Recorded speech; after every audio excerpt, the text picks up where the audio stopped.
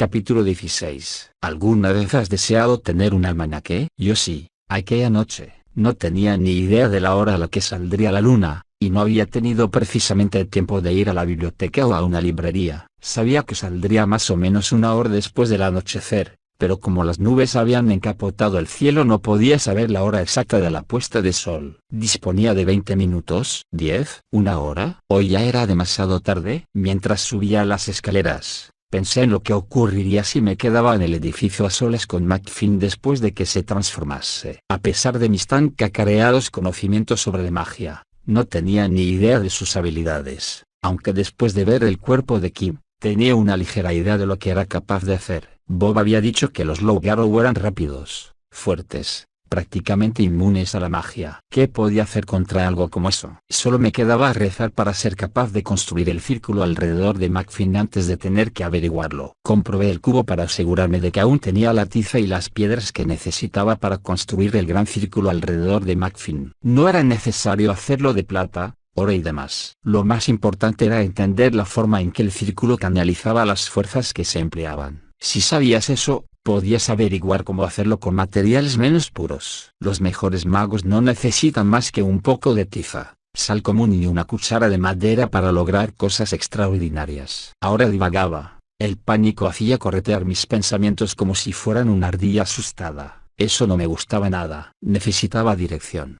concentración. Aceleré un poco el paso. Subí las escaleras lo más rápido que pude hasta que llegué a la quinta planta. La puerta de investigaciones especiales estaba en el pasillo, a unos 3 metros de distancia, y para llegar a las celdas había que atravesar todo el pasillo y doblar la esquina. Me dirigí hacia ahí de inmediato. Signo de interrogación abierta. ¿Qué quieres decir con que no puedes encontrarlo?, preguntó la voz de Murphy cuando pasé por delante de la puerta de su oficina. Pues eso. Los hombres que estaban en su apartamento dicen que han vigilado el lugar, pero que entró y salió sin que pudieran verlo, respondió Carmichael con voz cansada y frustrada.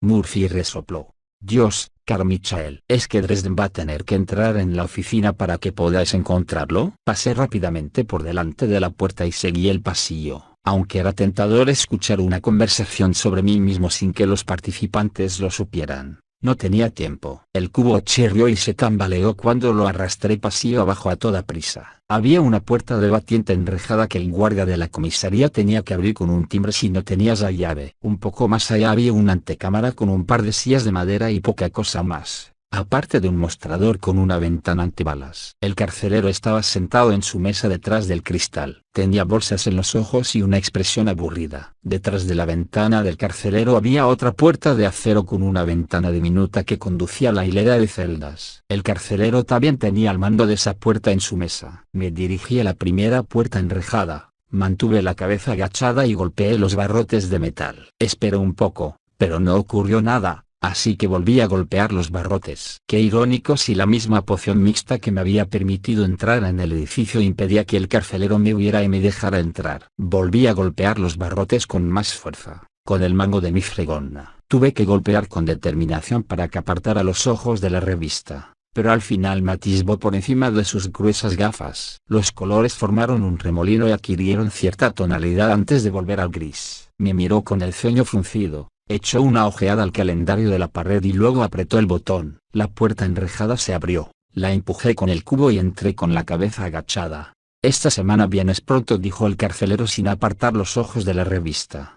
Me voy fuera de la ciudad el viernes. Estoy intentando acabar antes, respondí. Mantuve el tono de voz tan monótono, gris y aburrido como pude. Para mi sorpresa, todo salió a pedir de boca. No se me da bien mentir o actuar. Así que la pócima debía de estar ayudándome de alguna manera sutil y taimada. Tengo que decir una cosa en favor de Bob. Es irritante a más no poder, pero conoce su oficio. Pues vale. Firma aquí, dijo el carcelero con voz aburrida, y me pasó una tablilla con sujetapapeles y un bolígrafo a través de la ranura de la ventana de plexiglas. Pasó una página de su revista y me enseñó la foto de una mujer joven y atlética que estaba haciendo algo anatómicamente inverosímil con un joven igualmente inverosímil.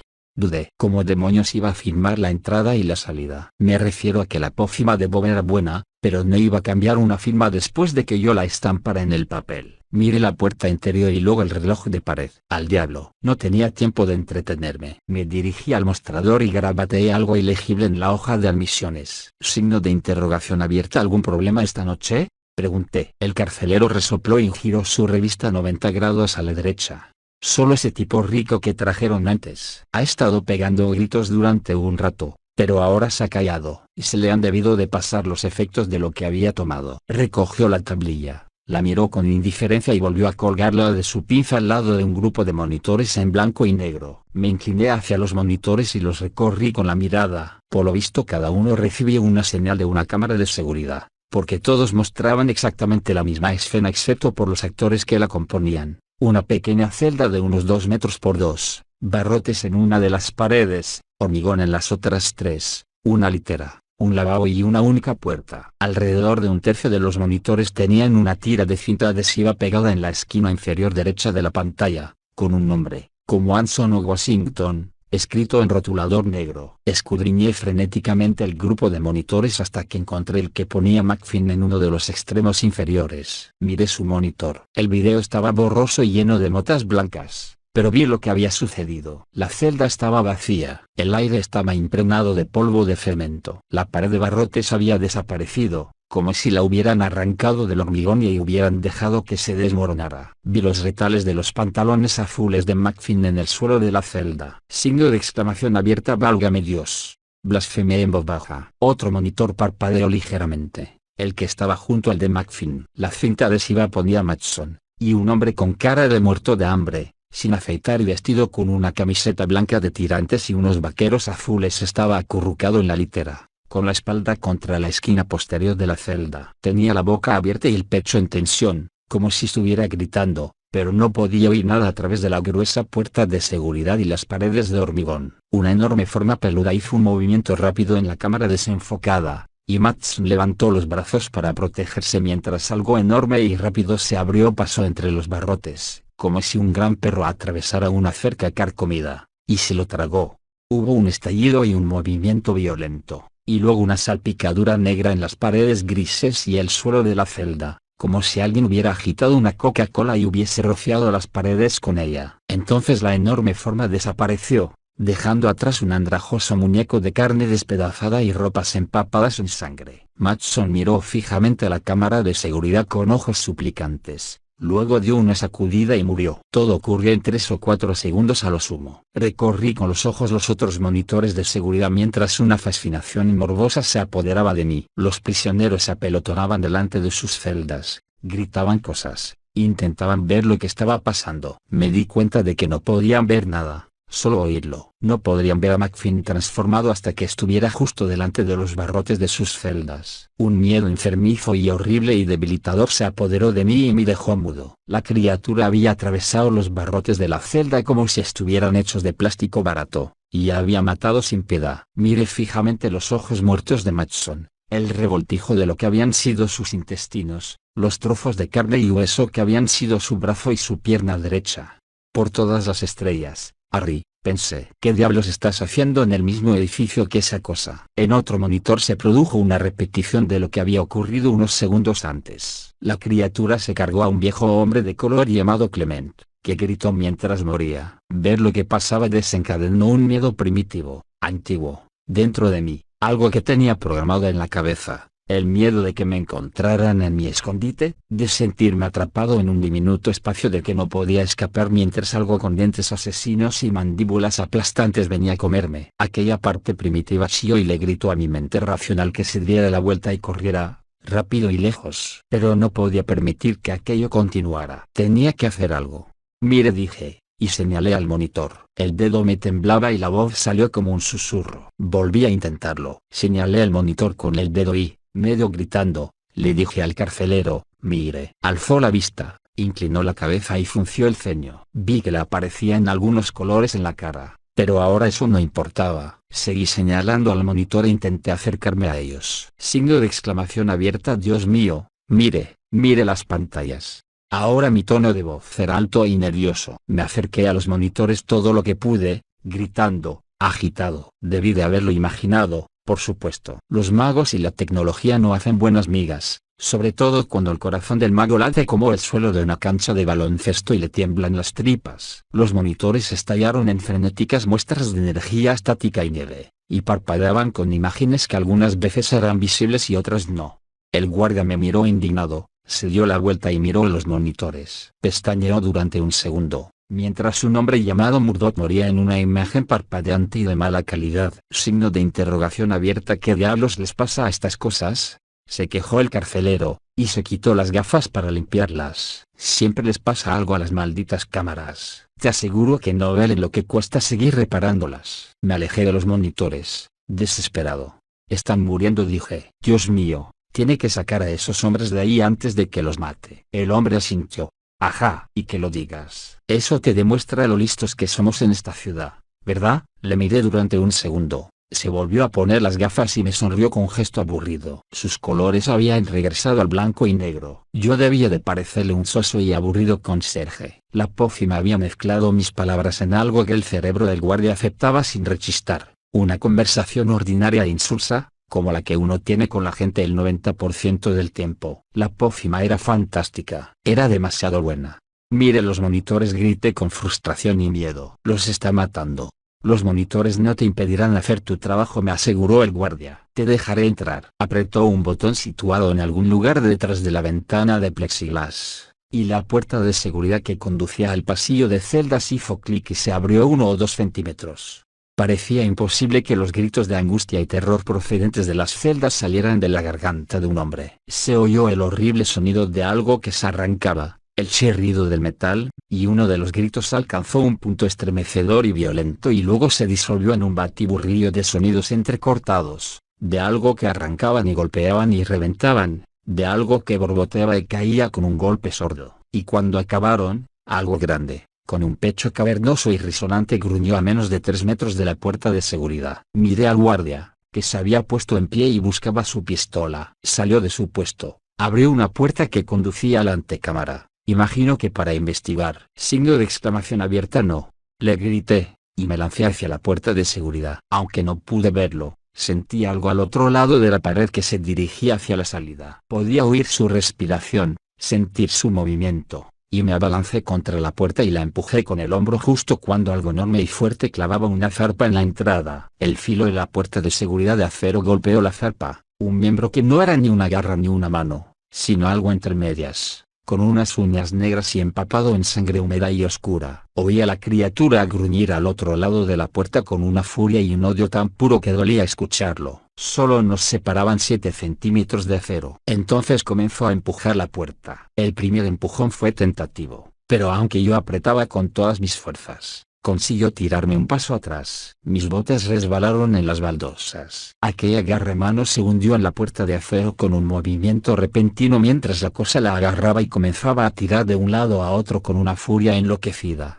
Signo de exclamación abierta. Ayúdeme, grité al guardia mientras intentaba cerrar la puerta. El carcelero parpadeó durante un segundo y luego se inundó de color. Signo de exclamación abierta. Tú, dijo. Dios mío, ¿qué sucede? Ayúdeme a cerrar esta puerta o estamos muertos, gruñí, y seguí empujando con todas mis fuerzas. Al otro lado, el Loup-Garou volvió a abalanzarse sobre la puerta con todo su peso justo cuando el guardia se apresuraba a ayudarme. La puerta explotó hacia adentro y me lanzó hacia atrás como si fuera un muñeco de trapo. Pasó por delante del guardia, que tropezó con la puerta situada detrás del mostrador donde había estado sentado, y cayó al suelo. Mi espalda golpeó la puerta enrejada que conducía al pasillo, lo que me provocó un dolor instantáneo y agudo en el hombro herido. Se oyó un gruñido y entonces la criatura que había sido Arley McFinn entró. El Loup-Garou era un lobo, igual que un velociraptor es un pájaro, el mismo diseño básico, pero con un resultado completamente diferente. Debía de medir alrededor de 1,80 m y tenía los hombros encorvados. Era más grande que un lobo, como si a un lobo le hubieran puesto unos 250 kilos más de músculo. Tenía la piel peluda, negro azabache y mate, excepto donde la sangre fresca hacía que brillara. Tenía las orejas irregulares y verticales, inclinadas hacia adelante. El hocico era demasiado grande para pertenecer a algo natural,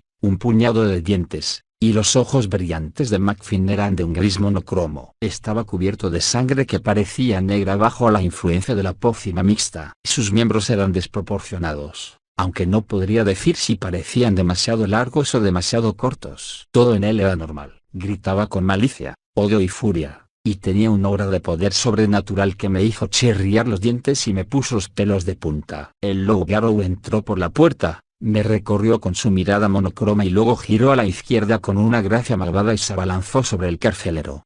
El hombre tuvo suerte. Alzó la vista y vio a la criatura justo cuando estaba intentando ponerse de pie. Entonces se retorció con un movimiento espástico al ver aquel horror con colmillos. La reacción lo apartó unos centímetros del camino del loup-garou. Se arrastró detrás del mostrador y fuera de mi vista. El loup-garou comenzó a perseguir al carcelero detrás del mostrador. Fue más despacio porque tenía que abrirse paso a empullones entre el mostrador y la pared. Consiguió doblar el mostrador. El carcelero se puso en pie, pistola en mano. Adoptó una encomiable postura de disparo y vació el cargador de la pistola en la cabeza del loup-garou en el espacio de unos 3 segundos, lo que llenó la pequeña antecámara de un sonido atronador y ahogó los gritos de los prisioneros en sus celdas. El monstruo seguía acercándose. Las balas no le molestaban más que una mosca que choca contra la frente de un luchador profesional. Se levantó y el guardia gritó, signo de exclamación abierta: no, no, no. No, no, no, no, no, no, no. Y entonces las garras y los colmillos del loup-garou cayeron sobre él. El carcelero intentó darse la vuelta y correr a ningún sitio, y la cosa giró la cabeza y clavó sus fauces en la espalda del hombre, liberando un chorro de sangre. El carcelero gritó y cogió la consola frenéticamente, pero el loup-garou sacudió la cabeza violentamente de izquierda a derecha, le arrancó la consola y lo lanzó al suelo detrás del mostrador. No vi al guardia morir, pero vi la manera en que la sangre volaba por encima de los encorvados y retorcidos hombros del loup-garou y salpicaba las paredes y el techo. Agradecí en silencio que los deformados cristales de plexiglas se tiñeran de rojo escarlata. En aquel momento, mientras un dolor paralizante me quemaba el hombro y los prisioneros aterrorizados invocaban el nombre de Dios o de Alá para que los salvara, me di cuenta de que un nuevo ruido se añadía al alboroto. El guardia había disparado la alarma al agarrar la consola y ahora sonaba entusiasmada. Los polis vendrían corriendo, y uno de los primeros sería Murphy. El loup-garou seguía atacando salvajemente el cuerpo del carcelero, y deseé por su bien que el hombre no estuviera vivo. La mejor solución habría sido colarme en las celdas, cerrar la puerta de seguridad tras de mí y rezar para que la criatura saliera del edificio. En las celdas habría tenido tiempo de levantar una barrera protectora, algo que le impidiera al monstruo atravesar la puerta o las paredes y llegar hasta los prisioneros y hasta mí. Podía hacer una fortaleza, esperar hasta la mañana siguiente y vivir toda la noche para contarlo. Era lo más sensato, era lo único que me permitiría sobrevivir. En lugar de eso, me giré hacia mi bastón mágico, que estaba en el otro extremo de la pequeña habitación, y alargué la mano. Vento Servitas, susurré. Dejé salir una buena cantidad de voluntad firmemente concentrada. De repente, una corriente de aire me arrojó el bastón y cerró de golpe la puerta que conducía a las celdas, protegiendo en la medida de lo posible a los prisioneros atrapados. Cogí el bastón con la mano extendida y me giré hacia la puerta enrejada que me tenía encerrado en la antecámara con el loup-garou. Coloqué el bastón entre los barrotes y me incliné sobre él como si quisiera separarlos. Si solo se hubiera tratado de madera y músculo, habría podido romper el viejo fresno. Pero el bastón de un mago es una herramienta que le ayuda a aplicar, manipular y manejar fuerzas a su voluntad. Así que concentré toda mi voluntad en el bastón y mientras me inclinaba sobre él intenté multiplicar la fuerza que estaba aplicando a los barrotes de acero. Forzaré, susurré. Forzaré. El metal comenzó a ceder y a doblarse. Detrás de mí, el loup-garou empezó a dar golpes. Oí que hacía añicos el plexiglas y miré por encima del hombro. La escasa protección que me ofrecía la pócima desapareció y los colores me inundaron la vista. El negro de su hocico se convirtió en una mancha marrón oscuro cubierta de rojo escarlata. Sus colmillos eran blanco marfil y carmesí. Sus ojos se transformaron en una brillante sombra de color verde. Atravesó la pócima mixta con la ferocidad de su mirada, y se fijó en mí con tal intensidad que todos mis sentidos se vieron obligados a gritar que la muerte estaba ahí, que estaba a punto de abalanzarse sobre mi garganta y abrirme en canal. Signo de exclamación abierta. Forzaré, grité, y empujé el bastón con todas mis fuerzas. Los barrotes se arquearon por el medio y se abrieron medio metro de ancho y el doble de largo. El loup-garou destrozó el mostrador, y una lluvia de escombros cayó sobre mí haciéndome unos pequeños cortes muy dolorosos. Me metí por la abertura de los barrotes sin pensar en mi hombro, consciente solo de la bestia que se acercaba. Mi cuerpo se deslizó con más gracia de la que habría conseguido bajo circunstancias menos aterrorizantes, como si la corriente de aire que se movía delante de la criatura que me atacaba me hubiera ayudado a elevarme. Y entonces algo me agarró el pie izquierdo y me lo insensibilizó por completo. Caí de bruces al suelo. Me golpeé la barbilla lo bastante fuerte como para que me saliera sangre de la punta de la lengua. Miré por encima del hombro y vi que Loughgarou tenía una de mis botas entre los dientes y empujaba su cabezón atrapado en la abertura de los barrotes. Sacudía el cuerpo de un lado a otro, pero tenía las garras manchadas de sangre escarlata y sus patas resbalaban en el suelo embaldosado. A pesar de su increíble fuerza, no podía mantener el equilibrio que necesitaba para hacer trizas los barrotes como si fueran pañuelos de papel. Me oí lanzar desesperados gritos animales, luchar contra el pánico, retorcerme de dolor. Ahora la alarma berreaba a mi alrededor, y pude oír gritos y pasos que corrían. El polvo caía de los bordes de los barrotes, y vi que Loughgarou estaba poco a poco arrancándolos de la base del suelo y del techo, a pesar de su falta de equilibrio. Retorcí mi pie izquierdo a un lado y a otro. Mi mente proyectó imágenes horribles en las que perdía el pie a la altura del tobillo y luego, bruscamente, salía disparado y caía al suelo unos metros más allá. Me miré la pierna, vi un calcetín manchado de sangre, y entonces me levanté gateando y corrí a buscar mi bastón. Detrás de mí, el Loughgarou aulló de frustración y comenzó a agitar vigorosamente las patas. Debió de rasparse suficiente sangre de las garras, porque entonces arrancó la pared de barrotes en 2 segundos y fue tras de mí. Recogí el bastón y me di la vuelta para enfrentarme a la criatura. Planté los pies en el suelo y agarré el trozo de fresno. Signo de exclamación abierta Tornarius. Rugí. Luego levanté el garrote y la cosa se abalanzó sobre mí con toda su fuerza y corpulencia. Mi intención era reflejar la fuerza e impulso del Loughgarou y devolvérsela. Fuerza es igual a la masa multiplicada por la aceleración, etc., pero había subestimado la fuerza de aquella cosa. Sobrecargó mis límites y repartimos la diferencia. La criatura chocó contra una sólida fuerza en el aire que anuló su impulso y la estampó contra el suelo. A mí también se me aplicó aproximadamente la misma fuerza, pero mi masa era probablemente una quinta parte de la suya. Salí despedido por los aires igual que una palomita de maíz en un viento repentino, y aterricé justo en la esquina del pasillo que conducía a investigaciones especiales. Por suerte caí al suelo antes de golpearme contra la pared.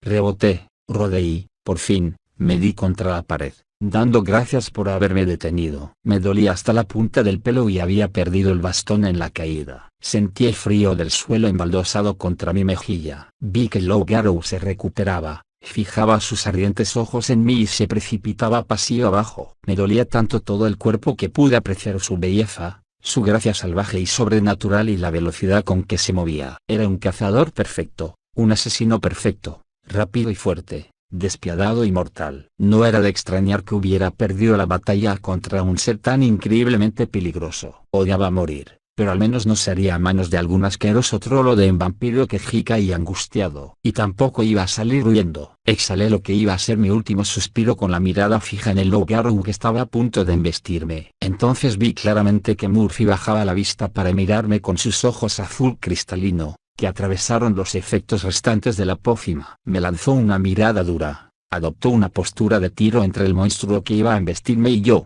y levantó su pistola en un fútil gesto de protección. Signo de exclamación abierta Murphy, grité. Teníamos a la cosa encima,